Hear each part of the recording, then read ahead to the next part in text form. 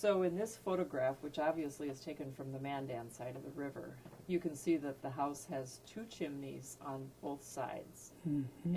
And so we know that it was remodeled. If you stand on the north side, you can see that somebody actually remodeled the brickwork at one time. But the remodel would have happened after you were here Oh, yes. in, what did you tell me, 1940? May of 1941, the first of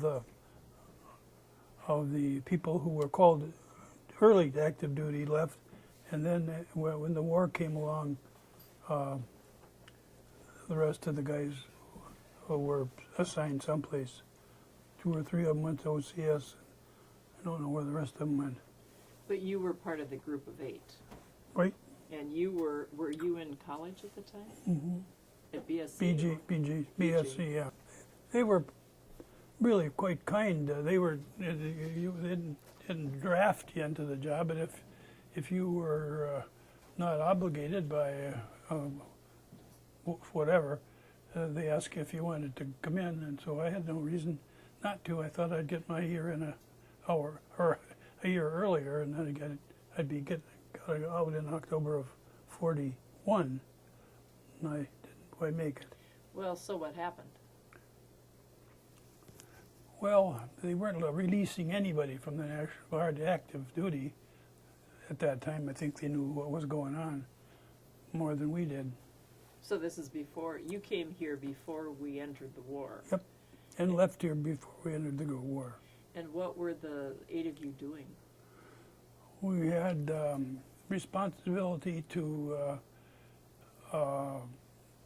accept all of the material and so on that were needed to get the National Guard into active. So all the uniforms and everything came out here, and then as the orders came in from the companies of the 164th, which were spread around North Dakota, then we'd fill the order, and we had trucks. We drove them out to wherever, Fargo or Williston or Wahpeton or wherever they had to go. So you were literally taking the uniforms and the equipment for, and then the 164 was going off for a year? Yep. The divisions in those days were 4 infantry regiments, and 4 infantry regiments were called and went to Camp Claiborne, Louisiana. But those 4 infantry regiments formed the 34th Division. And when the war came, they split one of those organizations from the 3, and they were, in our particular case, we went into the northwest area of the United States, guarding strategic dams and electrical. Part of our job in our company, we had a naval ammunition depot at Umatilla, Oregon. And that's, we had a couple other places, but that was our main responsibility. Then in March, they pulled us out to go overseas. And where'd you end up? So we went to New Caledonia, which was the next target of the Japanese to come down the chain. So they wanted defense there, and we furnished that. We left New Caledonia in September to go into the Solomons. And then we were attached to the 1st Marine Division. And from there. what year did you get back? August or September of 1944. I was sent from, they sent 30 people from our regiment back to go to OCS in Fort Benning, Georgia. So back when you were here in 1940-41, that would have been before this building, which is listed as Building 020. What a charming name. This building, at the Indian boarding school had already closed. Yes. Of course, it closed in 1937, and General Edwards started pestering Washington to get the facility in the hands of the Guard, starting in May of 1937, before the school was even closed. Yeah. and he had his eye on this for a new facility. So you remembered General Edwards? Oh, yes, very well. Yeah, what was he like?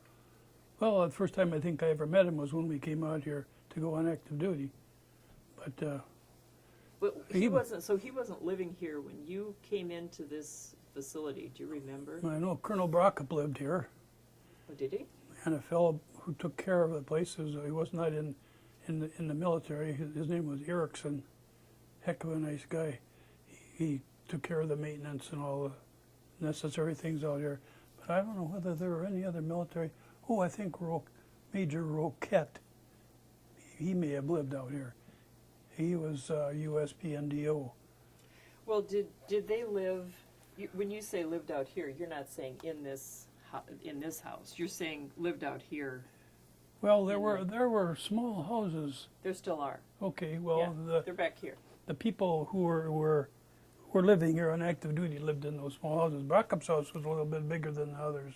This piece, it's not really a blueprint, but it does show all of the utilities. But the building that's now the state headquarters building was the dormitory. We know that. And then Boyd Hall is listed on this plan as the school, and that would be consistent with what I've heard. Now, there are some garages back here, and I don't know if those are new or old, but I do know that there's some records about General Edwards wanting the WPA to remodel some of the buildings out here, including so they could bring equipment in. Oh, So I that see. might have been after. I don't know. Yeah. But the house that I think General Edwards was living in before he moved into this one appears to be, from what I can tell, that appears to be what's listed here as the home economics building. Okay. So originally it wasn't a house; it was Yeah. a school. It was a classroom. And this is this building we're in right now, huh? Yes, and this is the west entrance. Yep. And so the photograph that your daughter gave to me when the 8 of you were here in 1940-41, you're sitting on these steps. Okay. And you can see this doorway behind the 8 of you. Yeah. But it's an open porch. Yep. And that would be, and you said the back porch was also open? Mm-hmm. I don't think it had these guardrails in there, that fanciness, but it was just a back porch. A porch, Yep. okay. There's a floor plan that predates 1942. Let's see, I think we have to go this way. And this one has the house, it looks to me like these plans were drawn up before the book of plans stamped for work by the Oh. WPA. So this would have been a preceding plan, but it's this house. And Okay, it's got a bathroom and this is the second floor, and that is the way the second floor appears today. 2 bedrooms in the back, a bedroom in the middle, a larger bedroom on the west side, with a dressing room, which is consistent with what Donna Murray told me. What's now the master bathroom. She said, "Oh, this used to be a dressing room, and there was a doorway in." And then you see there's a little bathroom, a little closet. That closet still exists. But this bathroom had a wall between it, and now this whole piece is the master bath. oh, I see. And this little sitting room with a little balcony out to the north side, which now goes nowhere because Yeah. somebody walled it up. But that was a little sitting room. It's now a bathroom. Yeah, I remember when I visited him and his wife a couple of times out here, and I remember that was there a stairway that didn't go anywhere? Yes, Yeah. yes. Mhm. There's a door that doesn't go anywhere except out to a balcony, and you can't get to it unless you can skinny through that window. And then the main floor, here's the kitchen where we're sitting. These cabinets are consistent with some of the earliest photographs I have inside, and that would be Edie Melhouse's photographs. But this back porch here, this side says open porch, and you said that back was wide open. Yep. So no And the- windows, no walls. No, Okay. But they, this, it was just posts holding the roof up, no screens or anything that I recall. well, what's interesting about this part of the porch is that on this blueprint it's listed as Maids Room, Oh, but obviously a maid never lived here. But I've always wondered why, if you go out on that porch, that side has plaster walls, finished walls, but the piece right next to it is obviously the old exterior of the house. So you see Where the would the brick. plaster be, on that wall? On this wall, right Well, here. maybe there was a room there. I wouldn't. Or they plastered it in anticipation, but they never Yeah. built, maybe they never built that maid's room. I don't know. We But- didn't. We didn't have a maid. I remember that. So, here's what's interesting about this floor plan. Now, this predates the 1942, but then I want to show you something about the 1942 plan. This one is the one that's stamped, accepted for work by the WPA, pending that it meet their regulations. So, it's the identical floor plan, but now that dining room, the bedroom upstairs, the master bedroom that I have described, the master bedroom is now called Personnel Adjutant's Office. This is the second floor. Yeah, this is the bedroom I mentioned. Yep. Okay. The middle bedroom I mentioned is now Sergeant. labeled Sergeant Major. Yeah. This is labeled Clerk's Office. Okay. Clerk. Clerk's Office. And that bathroom, dressing room, the dressing room is now labeled Filing Room. Yeah. And there is a bathroom, a men's and women's bathroom up there. But the floor plan is otherwise identical. It's just labeled something different. And the other interesting thing, the room we're sitting in, the kitchen is now labeled Commanding Officer. And the really interesting thing about this is in pencil, somebody has drawn in cupboards, table, sink, etc. So if it was remodeled by the WPA, it was used before it was remodeled as offices because you said you worked here. Well, I worked here most of the time in the warehouses, but I did some work in the headquarters too. Kind of, if they needed something to go to town or something, they sent me. But that was, you once told me that you thought there were desks in what's now the living room. I thought the 8 young men did some work in this building. No? No, two of the fellows lived here, and the rest of us lived in town. And what then would have been on the main floor? Do you remember? The floor. front door, So you came in the front door. and there was a long hallway There still is. with, I thought they were offices. I don't remember any desks or anything, but there were, I would guess, if this is the front, we used this here, right here. That's where we met every morning for announcements and assignments and stuff. And then there were 2 rooms here, where just, as far as I was concerned, they could have been classrooms or offices or whatever. The toilet wasn't here, I don't think. See, Well, these plans were for the remodel after you right, left. right. So this would be 1, 2, 3 offices on this side and 1 here. Well, it must have been the toilets. Must have been there then. I don't have any remember all what was on this side. Well, we'll walk out to This- the front hall, this- but this is an office with wood paneling and, You open this front door, okay? and you look like all the buildings in those days. It was just a long hallway with doors entering into the rooms, which are whether they were used for. And It wasn't. This building had been kept in good shape, although it was abandoned. All they had to do was clean it up a little bit, and we were all ready to go. And on the first floor, these 2, we used these 2 for storing something special. Well, It was ammunition. Yeah, Oh, really? yeah, that's right. So in the kitchen where we're sitting, this was ammunition storage? Storage or whatever they used it. We kept whenever it was kind of the overflow. If we didn't have room in the big warehouse, we'd bring it over here. So the dining room, living room of today would have been used for ammunition That's for storage? material storage. Okay, Yep. all right. Who did you tell me was, who were the officers at that time, besides General Edwards? There was Edwards and Colonel Brockup, and I think Rockette, I think, was a major. Then it was a captain was Spear, and I don't think I think that's it. There weren't any enlisted men. That was a small staff. Well, they had a lot of